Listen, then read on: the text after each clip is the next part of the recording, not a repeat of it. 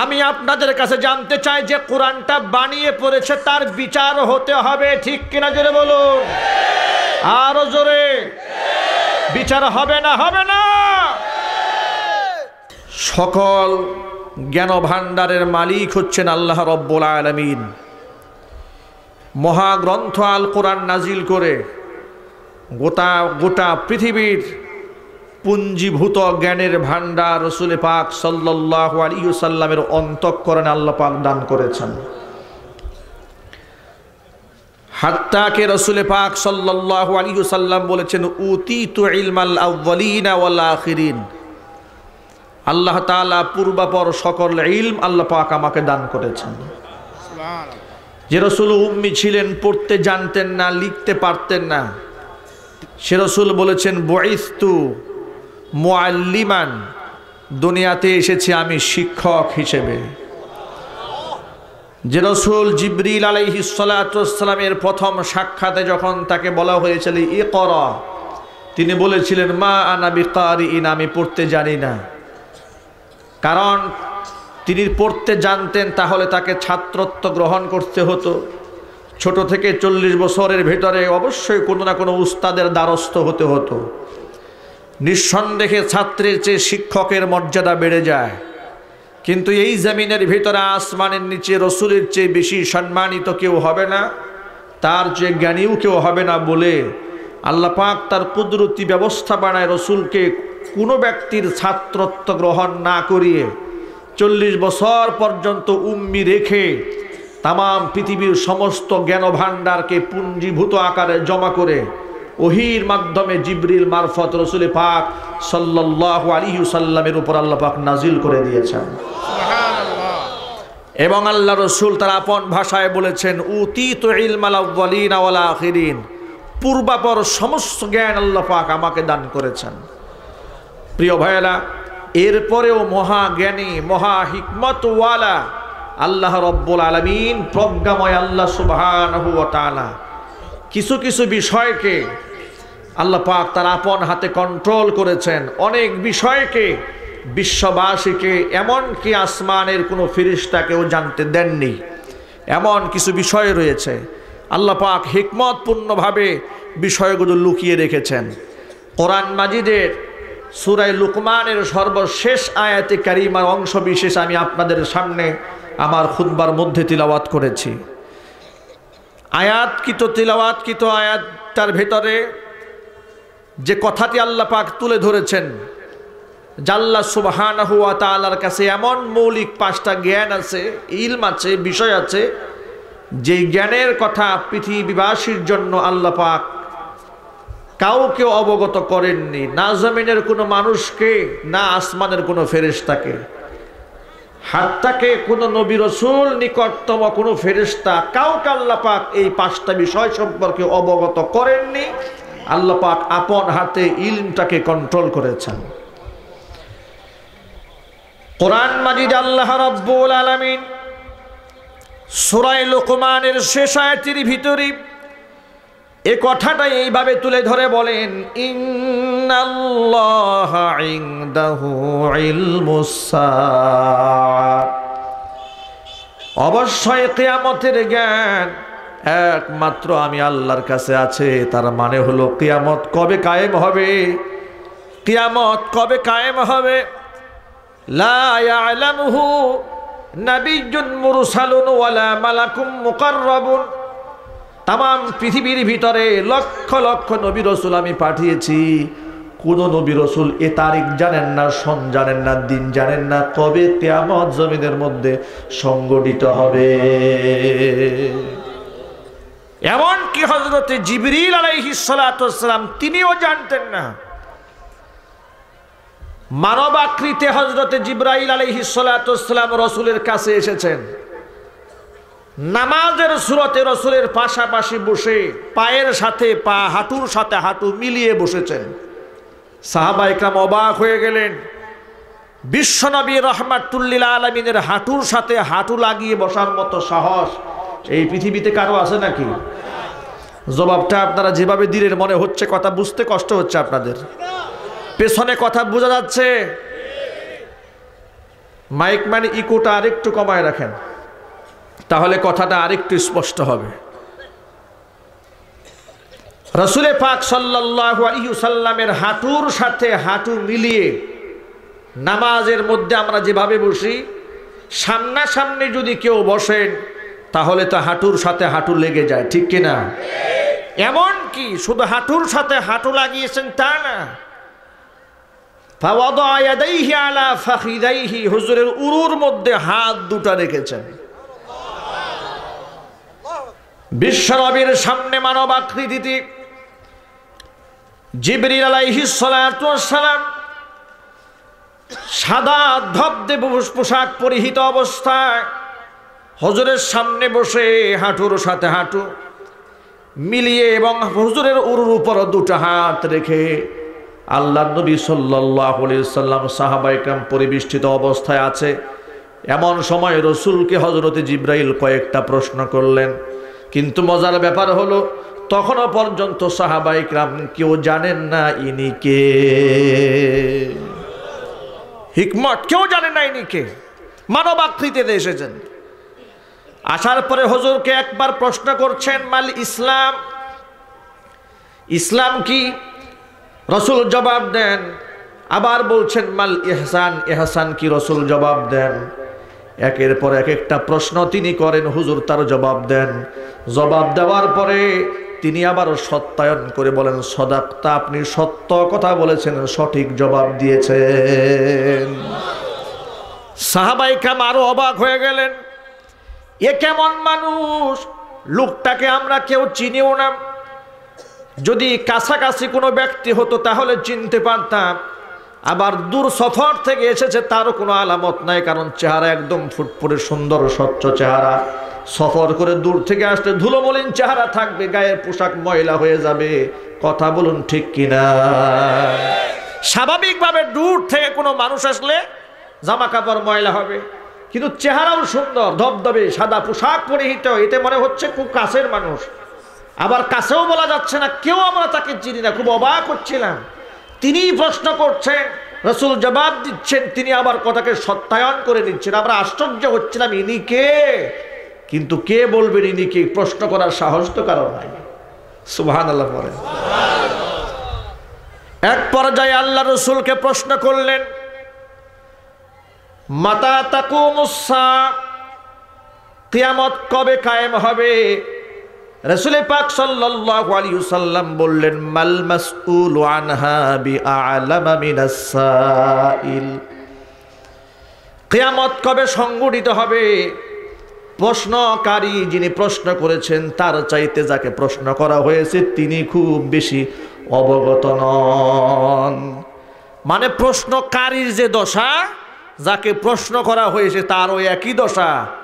আপনি যেমন প্রশ্নকর্তা, আপনি জানেন না কিয়ামত কবে কায়েম হবে, আমাকে প্রশ্ন করা হয়েছে, আমিও জানি না কিয়ামত কবে কায়েম হবে। জোরে বলুন সুবহানাল্লাহ।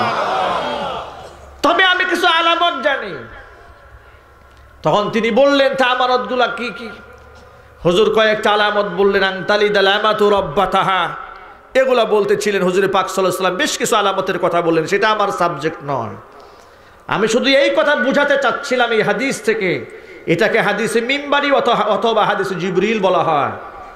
এটা সমস্ত ওলামা ইকরাম এই হাদিসের তাৎপর্য জানেন। অত্যন্ত ফজিলতপূর্ণ, মুবারকপূর্ণ এই হাদিস, অনেক বিস্তীর্ণ তাৎপর্যপূর্ণ এই হাদিসটি। এখান থেকে আমি শুধু এই পয়েন্টটা আপনাদের সামনে কোট করলাম। জিবরিল আলাইহিস সালাতু ওয়াস সালাম রাসূলকে যখন জিজ্ঞেস করলেন, মাতাস সাআহ, কিয়ামত কখন হবে? হুজুর বললেন, মাল মাসউলু আনহা বিআলামা মিনাস সাইলি, প্রশ্নকারীর চেয়ে প্রশ্নকৃত ব্যক্তি অবশ্যই এই ব্যাপারে অবগত নন। হুজুর অস্বীকার করলেন, আমি জানি না কিয়ামত কবে কায়েম হবে। বিশ্ব রাসূল, বিশ্বনবী রাহমাতুল লিল আলামিন যদি কোনো ব্যাপারে অপারগতা স্বীকার করেন, পৃথিবীর অন্য নবী রাসূলদের জানার কথা আছে? জবাব কিন্তু সবাই দিলেন না। আমি কিন্তু সবার মুখের দিকে খেয়াল করতেছি। আপনারা যেমন আমাকে দেখেন, আমিও আপনাদেরকে দেখি। আমি প্রশ্ন করলে আপনারা যদি জবাব না দেন তাহলে আমার কথাটা গুছিয়ে বলতে কষ্ট হবে। আমি বলছি, রাসূল যদি কোনো ব্যাপারে বলেন যে এটা আমার জানা নেই, সেই ক্ষেত্রে অন্য নবী রাসূলের জানার কি কোনো সুযোগ আছে? না। কারণ হচ্ছে সমস্ত নবী রাসূলের জ্ঞানকে পুঞ্জীভূত আকারে জমা করলে যা হবে, আমার রাসূলকে আল্লাহ পাক তার চাইতে বেশি ইলম দান করেছিলেন।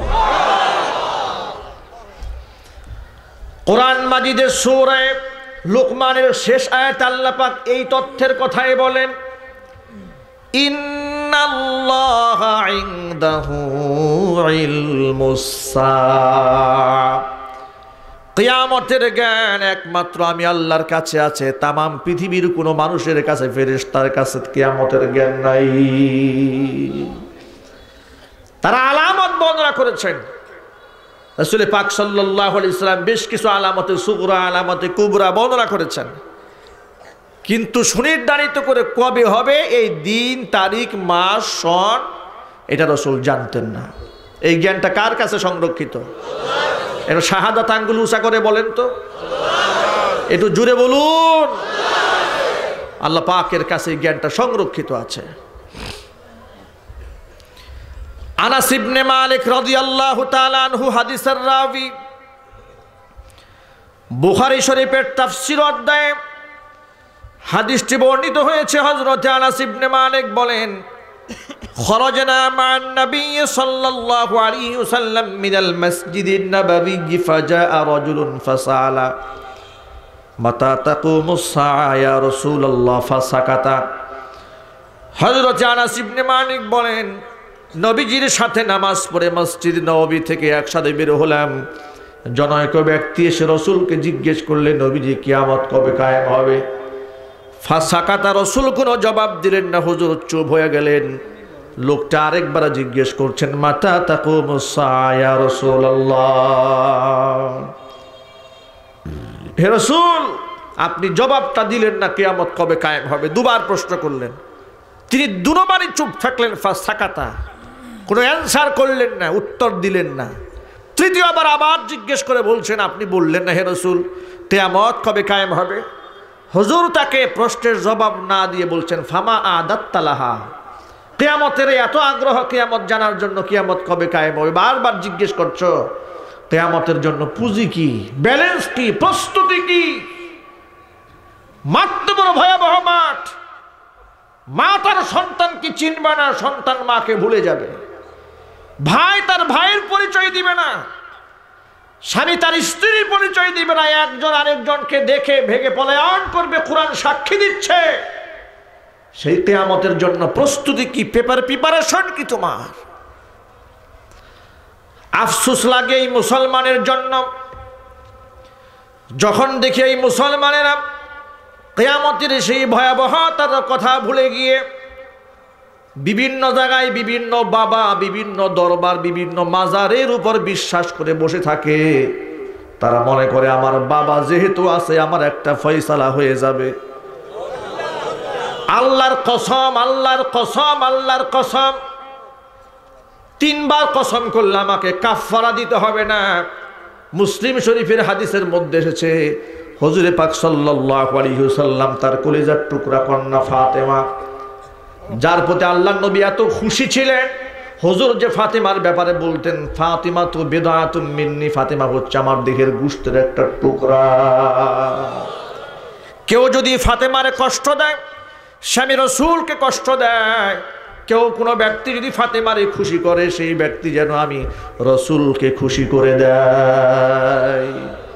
সেই ফাতিমাতুজ জাহরাকে আল্লাহর নবী বলেন, ইয়া ফাতিমা আনকিদি নাফসাকি মিনান নার, ও ফাতেমা নিজেকে জাহান্নামের আগুন থেকে বাঁচাও।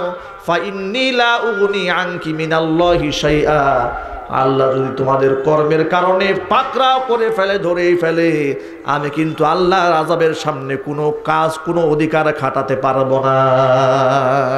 আল্লাহু আকবার জোরে বলেন, আর চিল্লায় বলেন আল্লাহু আকবার।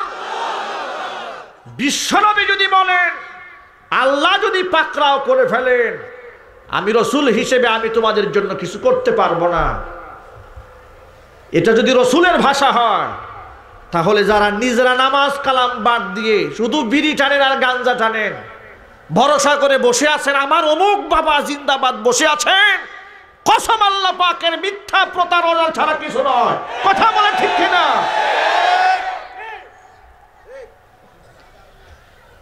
আমার প্রিয় ভাইয়েরা, মা বোনেরা, এই বিশ্বাস কেউ করবেন না যে আমার আমল অমুকে করলে চলবে। আমার খাবার যদি আমার নিজেকে খেতে হয়, অন্যকে যদি না খেলে, অন্যকে খেলে যদি না চলে, আমার বিবাহ তো আমারই করতে হয়, আমার কামাই রুজি আমাকেই করতে হয়, আমার সব যদি আমার নিজেরে করতে হয়, শুধু ইবাদতটা কেন আরেকজনে করবে? ঠিক কিনা? এটা কমন বিষয়, একটা সহজ জিনিস, কেন মাথায় ঢোকে না? আমার কাজ, আমার ব্যবসা বাণিজ্য, চাকরি, খাওয়া দাওয়া, লেনদেন, উঠা বসা, মামলা মোকদ্দমা, যাওয়া আসা, সব কিছু যদি আমার নিজের করতে হয়, শুধু আমার আমলটা বাবাই করবে নাকি? এই বিশ্বাসটা ঢুকিয়েছে শয়তান। কথা বলেন ঠিক কিনা? বিশ্বাসটা কে ঢুকিয়েছে জোরে বলুন? এই বিশ্বাসটা ঢুকিয়েছে শয়তান। রাসূল পাক সাল্লাল্লাহু আলাইহি সাল্লামকে প্রশ্ন করা হয়েছে, আল্লাহ রাসূল কিয়ামত কবে কায়েম হবে? হুজুর বলছেন, ফামা আদাত্তালাহা, কিয়ামতের প্রস্তুতি কি? বারবার কিয়ামতের কথা জানতে চাচ্ছ। মাঠ তো বড় ভয়াবহ মাঠ। কোরআন মাজিদ আল্লাহ রাব্বুল আলামিন বলেন, ইয়াউমা ইয়াফিরুল মারউ মিন আখিহি ওয়া উম্মিহি ওয়া আবিহি ওয়া সাহিবাতিহি ওয়া বানিহি। মানুষ সেদিন ভেগে পলায়ন করবে। ইয়াউমা ইয়াফিরুল মারউ মিন আখিহি, তার ভাই থেকে, ওয়া উম্মিহি, তার মা থেকে, ওয়া আবিহি, তার বাবা থেকে, ওয়া সাহিবাতিহি, তার স্ত্রী থেকে, ওয়া বানিহি, তার সন্তানদের থেকে মানুষ পালায়ে যাবে। এমন ভয়াবহ চিত্র দাঁড়ায় যাবে যেদিন, সেদিনের জন্য তোমার প্রস্তুতি কি? কি প্রস্তুতি আছে তোমার? কেউ কারো পরিচয় দিতে চাবে না, চিনেও না, চিনার ভান করে হয় পেরেশানের মধ্যে পড়ে যাবে। কোন নবী রাসূল কথাও বলবেন না প্রাথমিক পর্যায়ে, শুধুমাত্র আমার আপনার নবী বিশ্বনবী মুহাম্মদ রাসূলুল্লাহ সাল্লাল্লাহু আলাইহি ওয়াসাল্লাম সিজদায় পড়ে কান্নায় ভেঙে পড়বেন। আমি আপনাদেরকে ছোট্ট করে একটা কথা বলি, সুপার পাওয়ার নবী একাকী সিজদায় পড়ে কান্নায় ভেঙে পড়বেন। কোনো ব্যক্তি আল্লাহর সামনে কথা বলতে সাহস পাবে না, এমনকি কোনো নবী রাসূলও না। আলেম পীর বুজুর্গের সাবজেক্ট আরো অনেক পরে, তারা শাফাআত করবে না, বিষয়টি এরকম নয়। তাদেরকে আল্লাহ পাক শাফাআতের সুযোগ দিবেন, কিন্তু শর্ত সাপেক্ষ থাকবে, যেটা কোরআনে আছে, হাদিসে আছে। এখন কোনো ব্যক্তি যদি কোরআন হাদিসের সেই শর্তটা কাজে না লাগিয়ে মন গড়া বলে অসুবিধা নাই, বাবা তো আছে। আমি আপনাদেরকে বলি, বাবার যে কি দশা হবে, বাবার যে কি দশা হবে, সেই খবর কি বাবার কাছে আছে? জবাবটা পেলাম না। সেই খবর কি বাবার কাছে আছে? সে খবর তো বাবার কাছে নাই। তো নিজেরই যদি খবর না থাকে, আরেকজনকে বেহেশতের সার্টিফিকেট দেয় কেমনে? কথা বলেন ঠিক কিনা?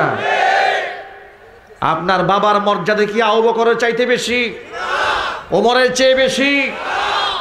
ওমরে ফারুক রাদিয়াল্লাহু তাআলা আনহু রাসূলের দরবারে দৌড়াচ্ছেন।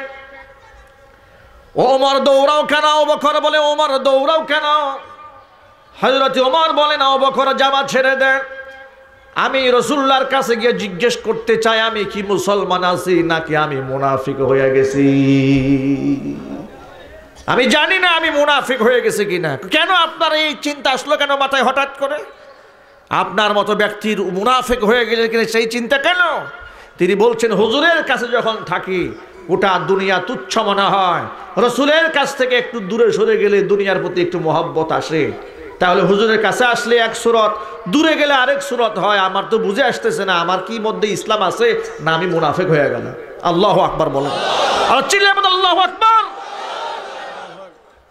ওমরে ফারুক রাদিয়াল্লাহু তাআলা আনহু, যার ব্যাপারে রাসূল পাক সাল্লাল্লাহু আলাইহি ওয়াসাল্লাম বলেছেন, লাউ কানা মিন বাদি নাবিয়্যুন লাকানা উমরু নাবিয়্যা, আমার পরে যদি কেউ নবী হতেন তাহলে অবশ্যই হযরত ওমর নবী হয়ে যেতেন। তারা তাদের ঈমানের ব্যাপারে এমন সন্দিহান ছিলেন সামান্য দুনিয়ার আকর্ষণ সৃষ্টি হয়ে গেলে তারা ভয় পেয়ে যেতেন। আর আমাদের মধ্যে ইমানের এমন কড়া দশা, ইমান এত শক্ত, আমাদের নামাজ পড়ে না তাও ইমান ঠিক, ঘুষ খায় তাও ইমান ঠিক, সুদের ব্যবসা করে তাও পাক্কা ইমানদার। কথা বলেন ঠিক কিনা? সুদ ঘুষ জেনা ব্যভিচার করে কিন্তু ইমান খুব তাজা। বলে হুজুর দাড়ি টুপি রেখে আপনার নামাজ কালাম পড়ে না, আমরা শুধু নামাজটাই পড়ি না, এতে কি আমাদের ইমান নষ্ট হয়েছে নাকি? ইমান ঠিক আছে, আমাদের মনও ঠিক আছে, আমাদের মন খুব ভালো। যারা দাড়ি টুপি নিয়ে নামাজ পড়ে ওদের চাইতে আমাদের মন আরো ভালো। আমাদের মন আয়নার মতো চকচকা। আমাদের বাবা জিকির চালু করে দিছে ইশারা দিয়া, নাউজুবিল্লাহ পড়ে। এক বেদাতি, এক ভণ্ড প্রথানক আঙ্গুল দিয়ে কলবে জিকির চালু করে। ওকে মানুষ না শয়তান? আরো চিল্লায় বলুন। জিকির আঙ্গুল দিয়ে চালু হয় না। আল্লাহর জিকির যখন রক্তের সাথে মাংসের সাথে মিশে যাবে, আপনি রাতের বেলায় ঘুমিয়ে থাকবেন, অন্তর জিকির করতে থাকবে। আল্লাহু আকবার বলেন। আঙ্গুল দিয়ে ঘুরায় জিকির চালু করা যায় না। সব হচ্ছে শয়তানি, সব হচ্ছে মানুষের সম্পদ প্রতারণা করে নিজের পকেটে নেওয়ার ধান্দা ছাড়া আর কিছুই নয়। আমার যুবক ভাইয়েরা, মা বোনেরা, এই জন্য এ কথাগুলা শুনে কেউ মনে এ কথা নেওয়ার কোনো কারণ নাই। হুজুর আমরা আল্লাহর ওলিদেরকে ভালোবাসি, পছন্দ করি, মহব্বত করি, তাহলে আমরা তরিকতের লাইনে আসি, আমরা কি তাহলে জাহান্নামের পথে আসি? আমি তাদেরকে বিনয়ের সাথে বলছি, একজন আলেম হিসেবে, একজন দায়ী হিসেবে কুরআন সুন্নাহ দিয়ে বুঝায়া বলি, পীর যদি হক্কানি হয় তিনি আপনাকে জান্নাতের গ্যারান্টি দিবেন না। পীর যদি হক্কানি হয় আপনার নজরানা পাওয়ার অপেক্ষায় থাকবেন না, বরং তিনি কোরআন সুন্নাহ অনুযায়ী নিজে চলবেন এবং আপনাকে চালানোর জন্য সহি রাস্তায় পথ বাতলে দিবে। ঠিক কিনা জোরে বলুন? সহি পথ প্রদর্শন করবেন তিনি। তার কোরআন সুন্নাহর ইলম থাকবে, জ্ঞান থাকবে, মন গড়া কথা বলবে না। সে আল্লাহর সাথে নিজেকে তুলনা করবে না, সাহাবীদের সাথে তুলনা করবে না, নবীদের সাথে করবে না। কোরআন মাজিদে সূরাতুল হিজরের 9 নম্বর আয়াত আল্লাহ পাক বলেন, ইন্না নাহনু নাযালনা যিকরা ওয়া ইন্না লাহু লাহাফিজুন। কোরআন নাজিল করেছি আমি আল্লাহ, সংরক্ষণ করব আমি নিজে, যার কারণে কোরআন শরীফের জের জবর পেশ হরফ উচ্চারণ সহ মাখরাজ সহ গোটা বিশ্ববাসীর জন্য আল্লাহ পাক কেমন হেফাজত করলেন লক্ষ্য করেন। দুনিয়ার কোনো কিতাব, দুনিয়ার কোনো বই, দুনিয়ার কোনো সাহিত্যের কিতাব, দুনিয়ার কোনো রচনা শৈলী এভাবে সুন্দর করে সংরক্ষিত হয়নি। সুবহানাল্লাহ কোন। কোরআন শরীফটা আপনি কোন জায়গা থেকে উচ্চারণ করবেন সেই জায়গাটা সংরক্ষিত। জিহ্বার আগা নাকি জিহ্বার গুড়া, দাঁতের আগা নাকি দাঁতের গুড়া, হলকুমের ভিতরে নাকি হলকুমের বাহিরে, কোন জায়গা থেকে কিভাবে উচ্চারণ করবেন সেই উচ্চারণ শৈলীটা আল্লাহ পাক কিয়ামত পর্যন্ত সংরক্ষণ করে দিয়েছেন।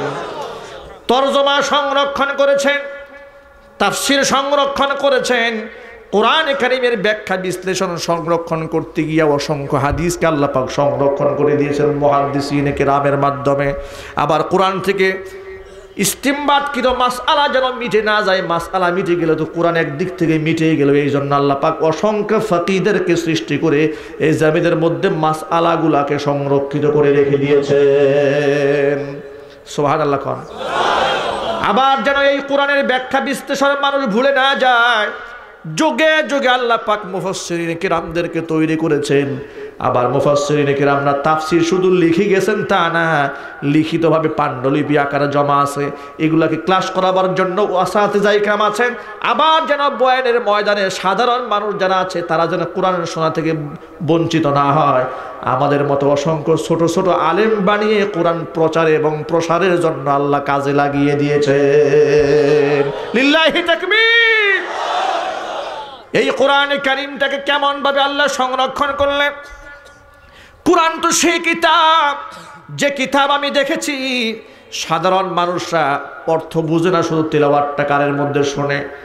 যদি তারতিলের সাথে হক আদায় করে সমধুর কণ্ঠে কোরআনে কারীমের তিলাওয়াত কোন কারি সাহেব করেন, অসংখ্য মুমিন মুসলমানদের চোখ থেকে অঝরদার পানি বের হয়ে যায়।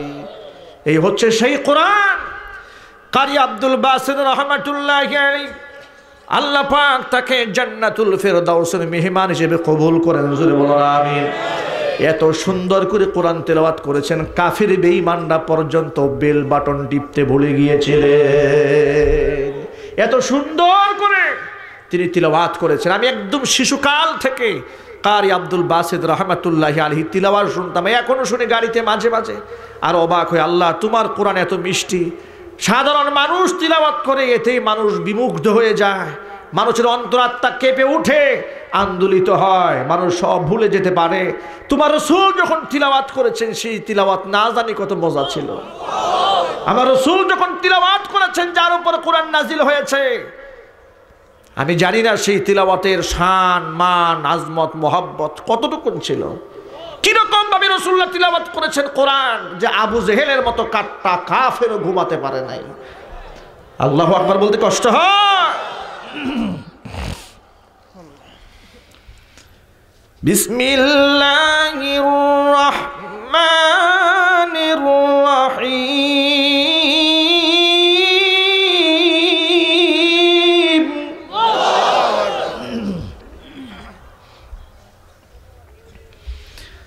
আর রহমান আল্লামাল কুরআন।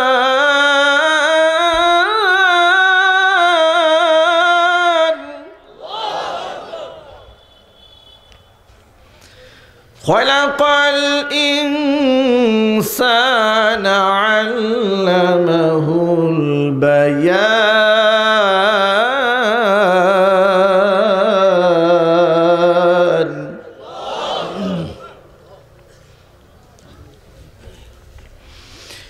الشمس والقمر بحسبان والنجم والشجر يسجدان.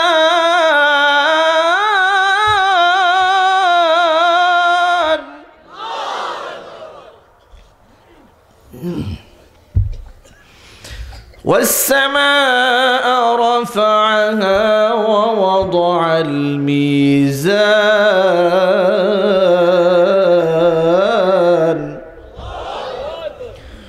ألا تطغوا في الميزان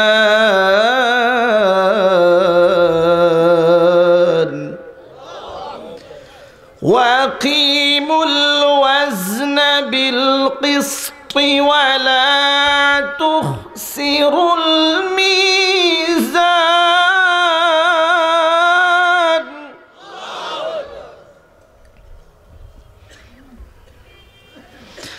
والأرض وضعها للأنام.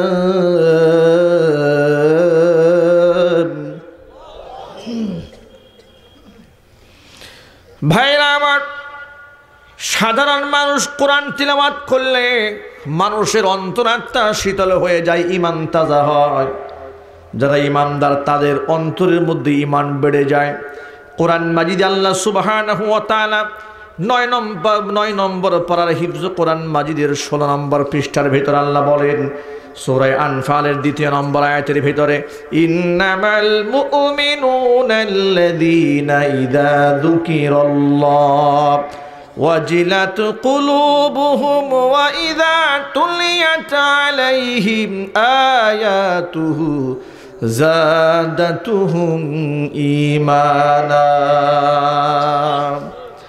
وعلى ربهم يتوكلون. নিঃসন্দেহে ঈমানদার তো তারা, আমি আল্লাহ পাকের জিকির শুনলে ওয়াজিলাত কুলুবুহুম, অন্তরটা বিগলিত হয়ে যায়। ওয়াইদা তুলিয়াত আলাইহিম আয়াতুহু, আর আমার আয়াত যখন তিলাওয়াত করা হয় তাদের সামনে, জাদাতুহুম ঈমানা, তাদের ঈমান বেড়ে যায়। ভাইরা আমার, বলতেছিলাম কোরআন শরীফের আয়াত সংরক্ষিত, হরফ সংরক্ষিত, উচ্চারণ সংরক্ষিত। এবং বিশুদ্ধ তিলাওয়াত সংরক্ষণ করার জন্য কোটি কোটি কারি সাহেব, লক্ষ লক্ষ হাফেজ কোরআন আল্লাহ সৃষ্টি করে দিয়েছেন। সেই কোরআনের ভিতরে হাত ঢুকিয়েছে পাগলের সাহস কম না। এই ডক্টর সৈয়দ ইসলাম নামক এই বক্তা নামের তক্তা, এই পাগলটা, এই কুলাঙ্গারটা কোরআন শরীফের আয়াত বানায়া বানায়া তেলাওয়াত করেছে। চিৎকার দিয়া বলেন নাউজুবিল্লাহ। আমি আপনাদের কাছে জানতে চাই, যে কোরআনটা বানিয়ে পড়েছে তার বিচার হতে হবে, ঠিক কিনা জোরে বলুন, আরো জোরে। বিচার হবে না? হবে না। বর্তমান সরকারের দায়িত্ব হচ্ছে নালায়েক কুলাঙ্গার পাগলটাকে বেঁধে শিকল দিয়ে টেনে হিসড়ে থানায় বন্দি করে নিয়ে আসতে হবে। এরপরে ধর্মীয় মূল্যবোধে আঘাত দেওয়ার কারণে তাকে ক্ষমা চাইতে হবে জাতির সামনে কান ধরে। যদি সে ক্ষমা না চায়, ভুল স্বীকার না করে, যে জিহ্বা দিয়ে কোরআন বানিয়েছে, জনসম্মুখে সেই জিহ্বাটা কাটতে হবে। কথা বলে ঠিক কিনা? পাগলের সাহস কম না, সংরক্ষিত কোরআনের উপর হাত দিয়েছে। কোরআন হচ্ছে সেই আগুন। আমি যদি একটা তিলাওয়াতে একটা উচ্চারণ তো দূরের কথা, যদি আমি এখানে জিহ্বাটাও একটু এদিক সেদিকে উচ্চারিত হয়ে যায়, 7 বছরে একটা ছেলে আমার ভুল ধরে ফেলবে। কথা বলেন ঠিক কিনা? ডালের জায়গায় জাল পরে ফেললে, সদের জায়গায় দদ পরে ফেললে, এবং দদের জায়গায় দাল পরে ফেললে শিশু বাচ্চা আমার ভুল ধরে ফেলবে। সুবহানাল্লাহ বলতে ইচ্ছে করলো না? কষ্ট পাচ্ছেন আপনারা? বিরক্ত হচ্ছেন? আল্লাহ পাক এই সমস্ত দাজ্জালদের কাছ থেকে যা থেকে হেফাজত করেন। কথা বলতে গেলে ঠান্ডা চা না, একটু গরম চা নাই? আমার প্রিয় ভাইয়েরা, মা বোনেরা, আল্লাহ রাব্বুল আলামিন এই সমস্ত কাযযাব এবং মিথ্যাবাদী থেকে আমাদের ঈমান আমলকে হেফাজত করেন। জোরে বলুন আমিন। এবার আপনারা আমার কথায় আসেন, আপনারা বলুন, কিয়ামতের জ্ঞান একমাত্র কার কাছে আছে? আল্লাহ ছাড়া কি আর কারো কাছে আছে? আরো জোরে।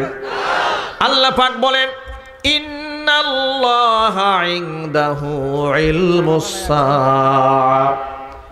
কিয়ামতের জ্ঞান একমাত্র আমি আল্লাহর কাছে। 2 নাম্বার হলো ওয়ায়ুনাজ্জিলুল গায়স। মেঘমালা কোথায় বৃষ্টি বর্ষণ করবে সেই জ্ঞান পৃথিবীর কোনো মানুষের কাছে নাই, একমাত্র আমার কাছে আছে। আপনারা বলতে পারেন হুজুর আবহাওয়াবিদরা তো বলতে পারেন, আবহাওয়াবিদরা যন্ত্রের মাধ্যমে বলতে পারেন অমুক জায়গায় বৃষ্টি হবে, অমুক জায়গায় হবে না। আমি বলি তারা বলেন না যে হবে, তারা বলেন হওয়ার সম্ভাবনা আছে। বলে আগামীকাল ঝোড়ো হাওয়া বয়ে যেতে পারে। যেখানে ঝোড়ো হাওয়া বয়ে যেতে পারে, বৃষ্টি হওয়ার সম্ভাবনা আছে, সারাদিন 1 সপ্তাহ শুধু রৌদ্রই থাকে। কথা কোন ঠিক কিনা? যেখানে তুফান আসার কথা, 1 মাসের মধ্যে তুফানের খবর থাকে না। তাহলে এই জ্ঞানটা কার কাছে? আল্লাহর কাছে গেল। 2টা। 3 নাম্বার হচ্ছে ওয়ায়ালামু মা ফিল আরহাম। মাতৃগর্ভে যে বাচ্চা থাকে, ছেলে নামে, এটা পৃথিবীর কেউ জানে না। এটা কি জ্ঞানটা কার কাছে? আরো জোরে। প্রশ্ন হতে পারে এখানে আরেকটা লেটেস্ট প্রশ্ন, কেন আলট্রাসোনোগ্রাফির মাধ্যমে দেখা যায় ছেলে না মেয়ে? এটাও দেখা যায়, হ্যাঁ, এটা বাচ্চা একটা পরিণত কমপ্লিট হওয়ার পরে দেখা যায়, কিন্তু এর আগে দেখা যায় না। কিন্তু এখান থেকে আরেকটা ব্যাখ্যা হতে পারে, ওয়ায়ালামু মা ফিল আরহাম, মাতৃগর্ভে যা আছে সেটা মানুষ জানে না। এর মানে সেই বাচ্চাটা কি পাগল হবে না জ্ঞানী হবে, শিক্ষিত হবে না বুকা হবে না, বুবা হবে না জবানওয়ালা হবে, এটা পৃথিবীর কেউ জানে না। কে জানে? কয়টা গেল? 3টা। 4 নাম্বার ওয়ামা তাদরি নাফসুম মাযা তাকসিবু গাদা। মানুষ জানে না সে আগামীকাল কি করবে, ঠিক কিনা? মানুষ জানে না। কি অহংকার মানুষের, দেখেছেন কি দাপট? মানুষকে মানুষ মনে হয় না। 2 পয়সার মালিক হলে মনে করে যে আমি কি আকাশেই উঠবো নাকি জমে থাকবো, দিতে পারছে না, ঠিক কিনা? গরিব মানুষ যারা আছেন অবহেলা করে, বলে আমি তো, আপনাদের কুমিল্লা অঞ্চলে তো প্রবাসী বেশি, ঠিক না? প্রবাসী বেশি। প্রবাসে যে সমস্ত ভাইরা থাকেন, আল্লাহ পাক সেই সমস্ত ভাইদের উপর রহমত নাজিল করেন।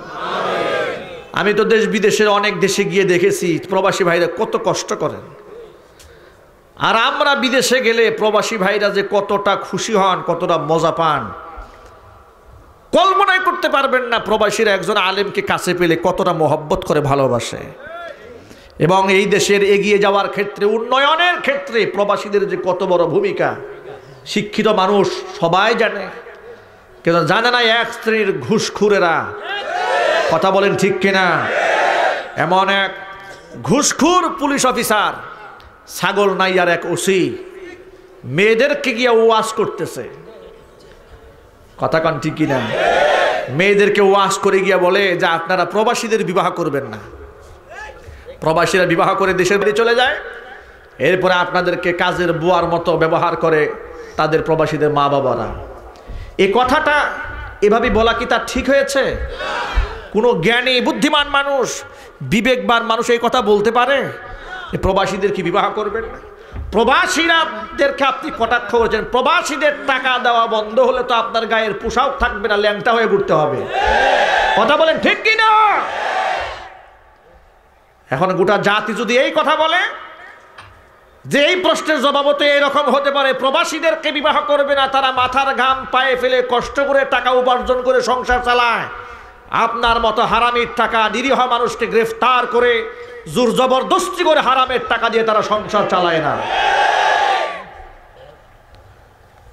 বলা উচিত ছিল যে আপনার মতো ঘুষখোরকে বিবাহ করবে কিনা, এটা উলামায়ে কেরামের কাছে ফতোয়া জিজ্ঞেস করা দরকার ছিল। ঘুষখোরের সাথে ছেলে বিবাহ করানো, ঘুষখোরের বাড়িতে মেয়ে বিবাহ করে দেওয়া জায়েজ আছে কিনা, এটা ফতোয়ার বিষয়। কথা বলছেন না কেন আপনারা? তবে আমি খুশি হয়েছি আমাদের দেশের মুক্তিযোদ্ধা বিষয়ক মন্ত্রণালয়ের একজন স্বনামধন্য মন্ত্রী, আমাদের গাজীপুরের কৃতি সন্তান আলহাজ অ্যাডভোকেট আকম মুজাম্মেল হক, তিনি একটা লাইভ অনুষ্ঠানে এসে বলেছেন যে এ ধরনের কথা তিনি যদি বলে থাকেন, আর ভিডিও ক্লিপস তো সবার পকেটে পকেটে আছে, তাহলে তাকে বিচার হতে হবে, তাকে শাস্তি পেতে হবে। আমরা তার এই উদ্যোগটাকে মোস্ট ওয়েলকাম জানাই, ধন্যবাদ জানাই। আর পরবর্তীতে প্রবাসীদের ব্যাপারে যারা কথাবার্তা বলবেন তাদেরকে সাবধানে কথা যেন বলে এমন দৃষ্টান্তমূলক শাস্তি দাবি করি। কথা বলেন ঠিক কিনা? তারা মাথার ঘাম পায়ে ফেলে পরিশ্রমের টাকা দিয়ে সংসার চালায়, তারা ভিক্ষা করে না, চুরি ডাকাতি করে না, বদমাশি করে না, হাইজ্যাক করে না। আমি সেদিন কষ্ট পেয়েছি যখন দেখলাম এক কুমিল্লার এক প্রবাসী এয়ারপোর্ট থেকে নেমে এসে বাড়িতে আসার পথে, এটা আপনারা অনলাইনে পত্রিকার মধ্যেও আপনারা দেখেছেন, আপনার দাউদকান্দি ব্রিজ পার হওয়ার পরে সেখানে ডাকাতের কবলে পড়েছে, তাকে কুপাতে কুপাতে ক্ষত বিক্ষত করে ফেলেছে। বাড়িতে এসেছে, সে 5-7 বছর পরে বাড়িতে আসছে। 5-7 বছর পরে এতদিন তার ছেলেকে দেখেনি, মেয়েকে দেখেনি, সন্তানকে দেখেনি, মা বাবাকে দেখেনি। মোহাব্বত কি তাদের দিলে ছিল না? চিল্লায় বলেন এখন আপনারা, মোহাব্বত আছে না নাই? কত মোহাব্বত ভালোবাসা, তারা যে অঝরে কাঁদে, আপনারা তাদের কাছে কত কিছু দাবি করে বসে থাকেন। আমরা বিদেশের বাড়িতে প্রোগ্রাম করতে গিয়ে দেখেছি কত কষ্ট তারা করেন, প্রচন্ড গরমের ভিতরে 45 ডিগ্রি সেলসিয়াস তাপমাত্রার ভিতরে তারা কাজ করেন। আর মহিলারা শুধুমাত্র বাহানা ধরে বসে থাকেন, গহনা যদি না দাও তোমার মতো স্বামীর দরকার নাই। এমন কত কপাল পুরা মহিলা বাংলার জমিনে আছে।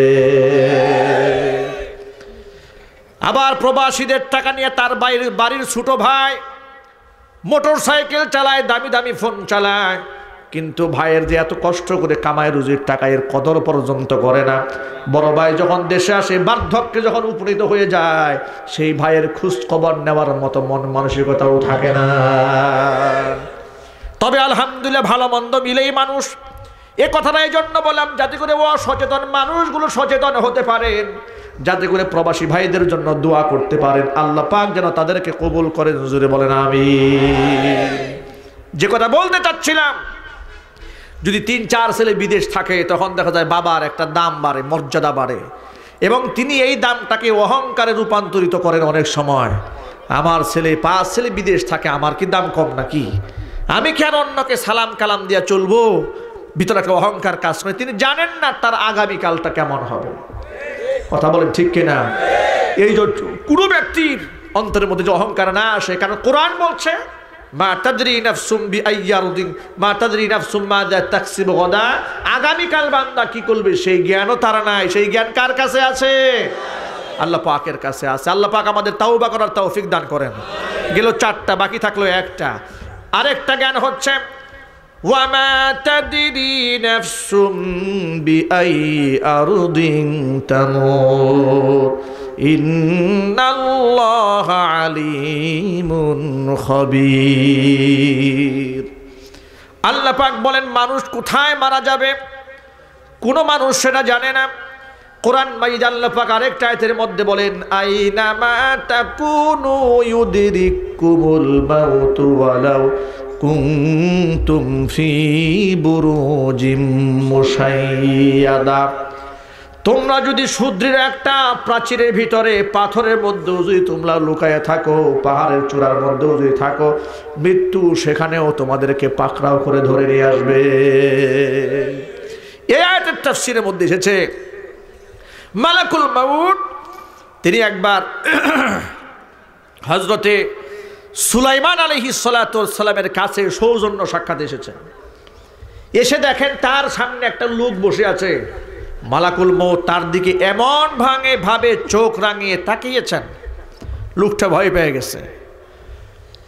অনেক সময় তাকিয়ে থাকার পর মালাকুল মউত যখন চলে গেছে, সুলাইমান আলাইহিস সালাতু ওয়াস সালাম তাকে বললেন তুমি লোকটাকে চেনো? বলে না চিনি না। ইনি হচ্ছে মালাকুল মউত। সুবহানাল্লাহ। কয় মালাকুল মউত আমার দিকে এইভাবে তাকিয়ে থাকলো কেন? আমাকে টার্গেট করছে মনে হয়। তাড়াতাড়ি ও নবী সুলাইমান আপনার কথায় তো বাতাস এদিক সেদিক যায়, আপনি আমাকে অমুক দেশে পাঠিয়ে দেন, অনেক দূর দেশে পাঠিয়ে দেন। এবার হযরত সুলাইমান আলাইহিস সালাতু ওয়াস সালাম বাতাসকে অর্ডার করলেন তারে অনেক দূরে নিয়ে যায়। অনেক দূরে নিয়ে তাকে রেখে আসা হলো। কয়েকদিন পরে তার মৃত্যু হয়ে গেল। মৃত্যু হওয়ার পরে মালাকুল মউত আরেকদিন এসে সুলাইমান আলাইহিস সালাতু ওয়াস সালামের কাছে এসে বলছেন আপনার সেই লোকটা তো মারা গেছে। বলে কেমনে মারা গেল? তাকে তো অনেক দূরে রেখে আসছি। বলে আপনি যে তাকাইছিলেন তার দিকে কেন তাকিয়েছিলেন? তাকিয়েছিলাম আমি এই জন্য যে লোকটার মৃত্যু হবে অমুক দেশে, কিন্তু সে এখনো পর্যন্ত খবর নেই আপনার সামনে বসে আছে কেন? সুবহানাল্লাহ। তাফসীরের মধ্যে ঘটনাটি এভাবে বর্ণনা করা হয়েছে, যার যেখানে মৃত্যু আছে তাকে সেখানে টেনে নিয়ে যাওয়া হবে, সে সেখানে যাবেই যে কোনোভাবে। বন্ধুগণ, আপনার মৃত্যু আমার মৃত্যু কখন হবে কেউ জানে না। এই যে পেছনে কবরস্থান রয়েছে, গোটা এলাকার মানুষের কবরস্থান, এখানে 5 গ্রামের মানুষের কবর দেওয়া হচ্ছে। এখানে তাদের মধ্যে কত অহংকারী মানুষ ছিল, কত ভালো মানুষ ছিল, কত বিনয়ী মানুষ ছিল, কত পরহেজগার মানুষ ছিল, কত আল্লাহওয়ালা মানুষ ছিল। আমরা দোয়া করি আল্লাহ পাক যেন সকলের কবর আযাবকে মাফ করে দেয় এবং আমাদেরকেও মৃত্যু থেকে শিক্ষা গ্রহণ করতে হবে। কারণ জানি না কোন সময় কার মৃত্যু চলে আসে। আমরা যদি ঈমানের হালতে, আল্লাহ পাক যেন আমাদেরকে দুনিয়া থেকে উঠায় নিয়ে যায়। আল্লাহ পাক যেন আমাদের মৃত্যুটাকে সহজ করে দেন। কাল হাসরের ময়দানে আল্লাহ সুবহানাহু ওয়া তাআলা নবীয়িন, সিদ্দিকিন, শুহাদাদের পেছনে যেন আল্লাহ পাক আমাদেরকে একটুখানি জায়গা করে দেন। জোরে বলুন আমিন। আল্লাহ নেককার মানুষদের দলভুক্ত হওয়ার তৌফিক আমাদেরকে দান করেন। আল্লাহ পাক আমাদের 5 ওয়াক্ত নামাজি হিসেবে কবুল করেন। ভাইরা, এই কথা থেকে আজকে আমাদের আলোচনা থেকে একটা মেসেজ আমরা জানতে পেরেছি। মেসেজটা কি? গোটা আলোচনার ভেতর থেকে আমরা কয়েকটা বিষয় জেনেছি। 1 নাম্বার হচ্ছে সকল ইলম আল্লাহ পাক কন্ট্রোল করেন। রাসূল পাক সাল্লাল্লাহু আলাইহি ওয়াসাল্লামকে আল্লাহ জ্ঞান দান করেছেন, তারপরেও এক্সেপশনাল কিছু সাবজেক্ট আল্লাহ নিজের হাতে রেখে দিয়েছেন। সুবহানাল্লাহ। এর মধ্যে কিছু পার্সোনাল ব্যাপার আছে, আল্লাহ পাকে কিছু হিকমত নিহিত আছে, এটা আল্লাহ পাক জাতিকে জানান না। এমনকি নবীও জানতেন না, রাসূলও জানতেন না, কোনো ফেরেশতাও জানে না। সেই জ্ঞানগুলো কার কাছে সংরক্ষিত আছে? আল্লাহ পাকের কাছে সংরক্ষিত আছে। 2 নাম্বার হচ্ছে যেহেতু আগামীকাল কি হবে জানি না, মৃত্যু কখন হবে জানি না, সদা সর্বদা মৃত্যুর জন্য প্রস্তুত থাকতে হবে। 3 নাম্বার হচ্ছে মালাকুল মাউত আমাদের কাছে কারো কাছ থেকে পারমিশন নিবে না। নবী রাসূলদের কাছ থেকে পারমিশন নিয়েছেন, আমার আপনার কাছে পারমিশন নিবে না? পারমিশন নিবে না। এই জন্য বান্দার হক যদি থেকে থাকে সব সময় দিয়ে পরিষ্কার পরিচ্ছন্ন হয়ে থাকতে হবে, নামাজের হালত থাকতে হবে সব সময়। 1 ওয়াক্ত নামাজ যেন আমাদের কাজা না হয়, আমরা যেন প্রকৃত আহলুস সুন্নাহ ওয়াল জামাআতের অনুসারী হয়ে থাকতে পারি। কথা বলেন ঠিক কিনা? আহলুস সুন্নাহ ওয়াল জামাত কাকে বলে? যারা রাসূল পাক সাল্লাল্লাহু আলাইহি ওয়াসাল্লামের সুন্নতের উপর আমল করে। জামাত কাকে বলে? সাহাবায়ে কেরামের জামাতকে ফলো করে যারা জিন্দেগি সাজায়, তারা হচ্ছে আহলুস সুন্নাহ ওয়াল জামাত। আমরা কি পারবো ইনশাআল্লাহ? আজকের পর থেকে রাসূলের মহব্বতে, কোরআনের মহব্বতে, আল্লাহর ভালোবাসায় শিখতে হয়ে মুখের দাড়িটা রেখে দেব, মাথার টুপি থাকবে, 5 ওয়াক্ত নামাজ জামাতের সাথে আদায় করব। কোন কোন ভাই পারবেন হাত দেখতে চাই আমি। এটা কি আর কি ভালো করে উঠান? এটা কি আমাকে দেখানোর জন্য উঠালেন? এটা কি মনে থাকবে ইনশাল্লাহ? বাড়ি গেলেও মনে থাকবে? বউ যদি ধমক দেয় তখন কি ফতুয়া চেঞ্জ হয়ে যাবে নাকি? ওয়াজ নষ্ট হয়ে যাবে? হাত নামান, আল্লাহ কবুল করেন। আমি আপনাদেরকে বলি, অনেক লোকদের স্বভাব আছে বউদেরকে একটু ভয় পায় বেশি। আমাকেও অনেক লোকেরা বলেছে, হুজুর দাড়ি রাখতে গেলে নাকি বউর পারমিশন লাগে। 4-5টা প্রেম করে তখন এই মাসলা জিজ্ঞেস করে না। কথা কোন ঠিক কিনা? বিবাহ করে 3টা-4টা, তখন হুজুরের কাছে মাসলা জিজ্ঞেস করে না, হুজুর বিবাহ তো আগে একটা করছে, আরো 2টা করতে চাই, এটা কি জায়েজ আছে নাকি? এই ফার্স্ট ফতুয়া জিজ্ঞেস করে না, ফতুয়া জিজ্ঞেস করছে দাড়ি রাখার সময়। ঠিক কিনা? এটা হচ্ছে তার উদ্দেশ্য হইল যে না রাখার কোনো রাস্তা আছে কিনা, এটা হলো তার আসল মাকসাদ। এক বাদশার নাকি অনেক স্বপ্ন ছিল, তিনি খুব বউরে ভয় পেতেন।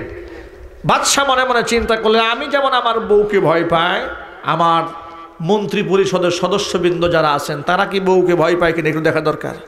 একদিন তার মনের মধ্যে প্রশ্ন আসলো, এটা একটা গল্প, কাল্পনিক গল্প কিন্তু শিক্ষণীয়। বাদশাহ বলতেছে, এই মন্ত্রী পরিষদের সদস্যরা, তোমরা যারা বউকে ভয় পাও তারা সব ডান দিকে আসো, আর যারা বউকে ভয় পাও না তারা বাম পাশে থাকো। সবগুলো লোক ডান পাশে চলে এসেছে, একজন লোক বাম পাশে বসে আছে। রাজা মহোদয় চিন্তা করলো, যাক একজন তো সাহসী বীর পুরুষ পাওয়া গেছে। এখন উনি দাঁড়িয়ে বলছেন, রাজা মশাই আমাকে এত সাহসী উপাধি দেওয়ার আগে আমার কারগুজারিটা শুনেন, আগে শানে নুজুল শুনেন, আগে বসে আছি কেন?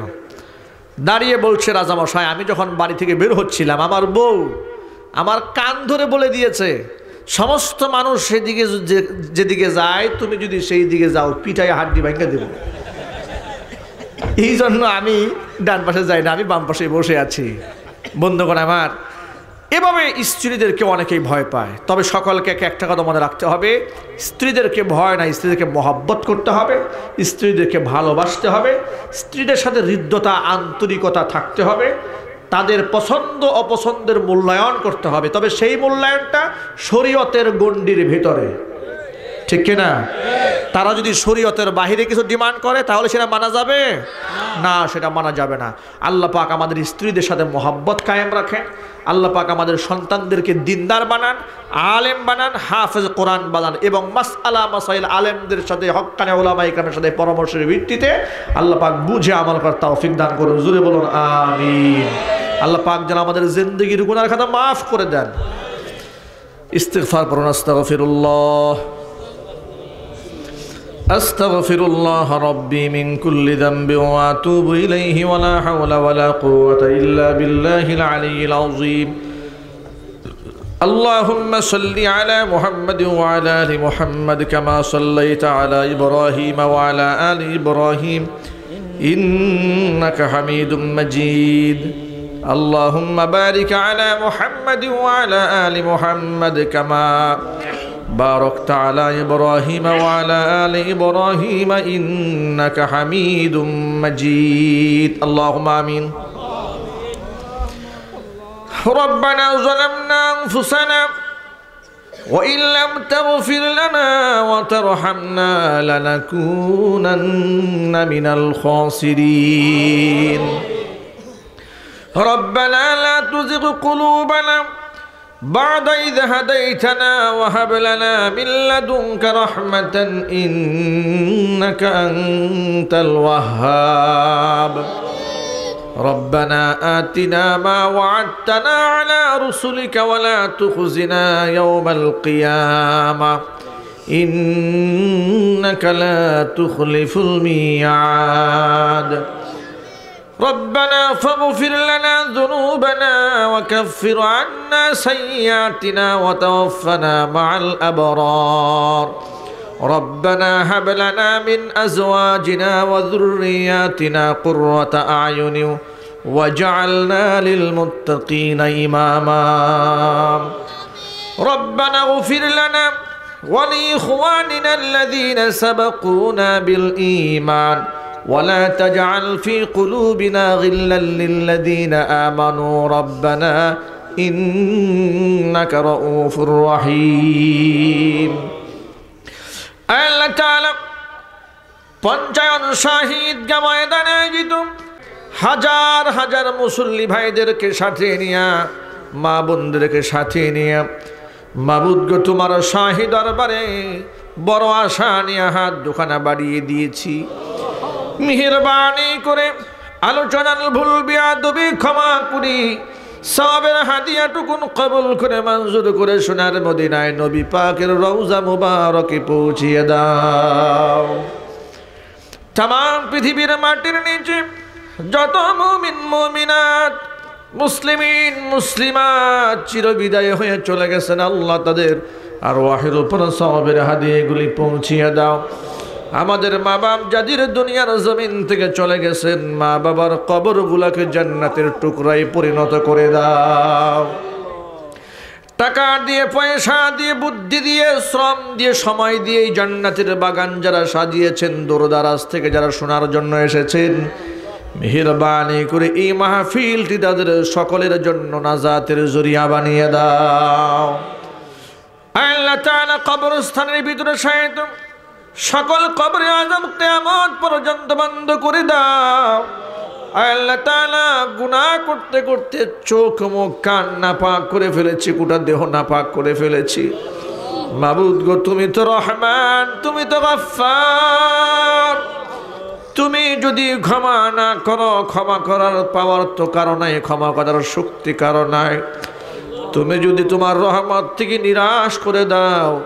মাবুদ গো তুমি ছাড়া যাওয়ার আমাদের আর কোনো জায়গা নাই মেহেরবানি করে তোমার রহমত তো তোমার গজবের উপর প্রাধান্য মাবুদ গো তোমার রহমতের দিকে নজর করে আমাদের জিন্দেগীর গুনার খাতাগুলি মাফ করে দাও জাহান্নামের আগুন থেকে আল্লাহ তুমি আমাদেরকে বাঁচাও।